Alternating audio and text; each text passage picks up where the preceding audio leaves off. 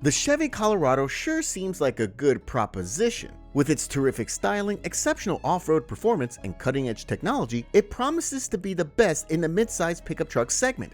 However, that's only what Chevrolet expected you to believe, as the Colorado turned out to be much worse than we wanted it, under-delivering in terms of comfort, quality, and general purposes. To better understand what we're on about, be sure to stick around as we look at 6 problems with the Chevrolet Colorado that you must know about. Number 6. Limited practicality. Let's face it, if you're buying a midsize pickup truck, you're probably doing so because you value practicality above all else. And it's frankly quite disappointing to hear that the Chevy Colorado under-delivers in this regard. Starting from the bed size, the Colorado has a bed length of only 61.7 inches. While this isn't terrible for a crew cab per se, if you were to check out its key rivals, you would see that most of them offer an alternative bed that clocks in at over 70 inches, most notably the Toyota Tacoma. Now sure, the Tacoma's larger bed can be optioned out only if you go for the extended cab. However, both the Nissan Frontier and the Ford Ranger offer a much larger bed both as standard and as an extended option. And the best thing is that you can choose the larger bed without sacrificing the crew cab. That said, the Colorado isn't awful in this regard, it's just pretty mediocre. That's it, and frankly, we're sad to see such a missed opportunity. However, we could still be willing to compromise this smaller bed size in return for a larger interior. However, that brings us to the next problem. Number 5. The interior space is very compromised. What makes us scratch our heads is that, despite cutting into the bed to increase cab space, the Chevy Colorado isn't particularly comfortable to make a difference. Now, credit where credit's due, the front row isn't that bad, it's pretty okay. There's enough headroom and legroom for both the driver and the passenger, and that's all that matters. This is, after all, a truck, not a car. However, we didn't expect the rear seats to be so cramped. With a rear legroom of only 34.7 inches, the Chevy Colorado has less legroom than the Mazda 3, which is a compact car. Now that surely isn't a good look, is it? Furthermore, the headroom isn't much better either, as its 38.3-inch headroom makes it only marginally better than the aforementioned Mazda 3, which is less than an inch lower. What makes this ordeal even worse is the seating position, which is very weird. As you can see, the rear seats are pretty upright and flat, meaning that they play into the flaws of the rear space and make them only more evident and prominent. But that isn't even the only problem the Colorado's inside. Number 4. Interior quality is pretty bad too. Once again, it was pretty disappointing to hop into the Colorado and discover that the interior quality simply isn't there. Don't get us wrong, we get that this should be a rugged and robust vehicle. However, relying almost exclusively on cheap and scratchy plastic isn't the way to do it.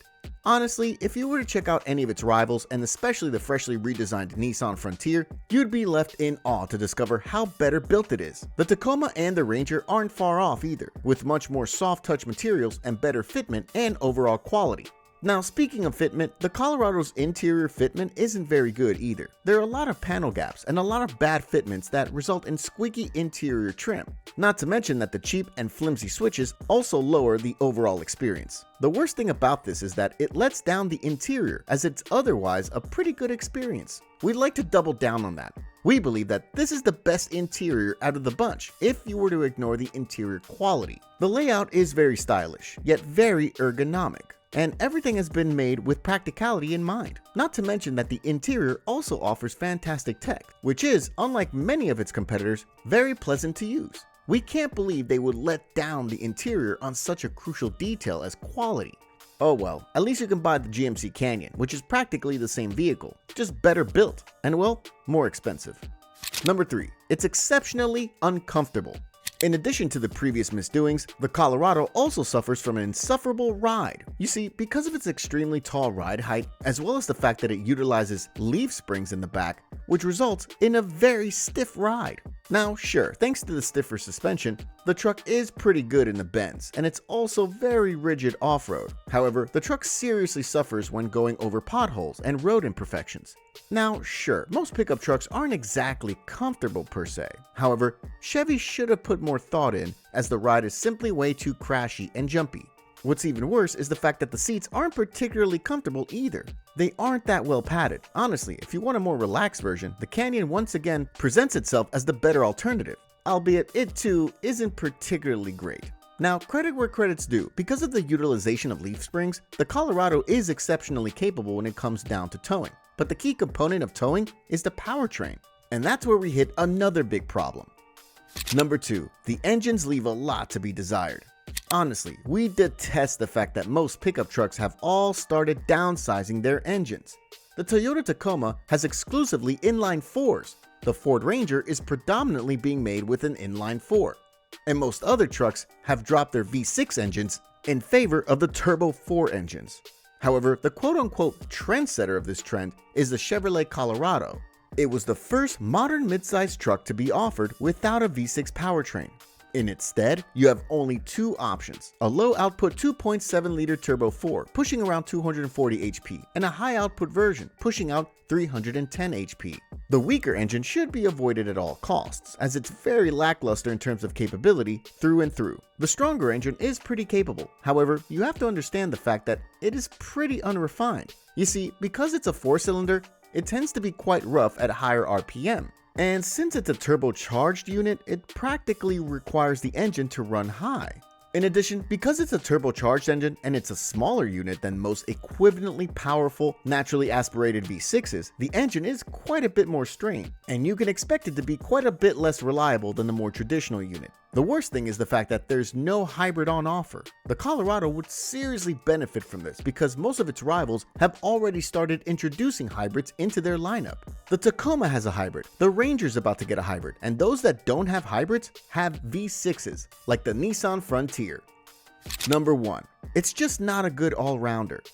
We're sad to say this, but the Colorado simply is just not good enough to fight against the big guns. You see, most midsize pickup trucks tend to focus on striking a balance and offering as much stuff as they can in a single package. Just look at the Tacoma. It's fairly comfortable, has solid interior space, is relatively affordable, and has been proven to be quite reliable, but it lacked quite a bit of performance and wasn't anything special in terms of trucking capabilities.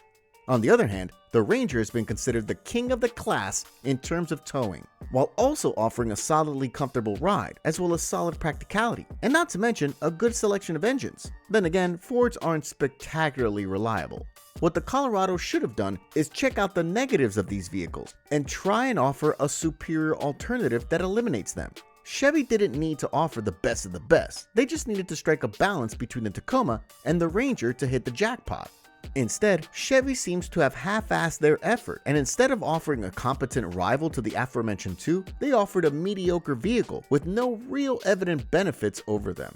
Honestly, the Colorado is such a missed opportunity in our opinion. It isn't a bad truck per se, it's just nothing special. And in 2024, nothing special is just not good enough. We are far more impressed by the new Nissan Frontier, which tries to offer a lot of truck for quite a little money.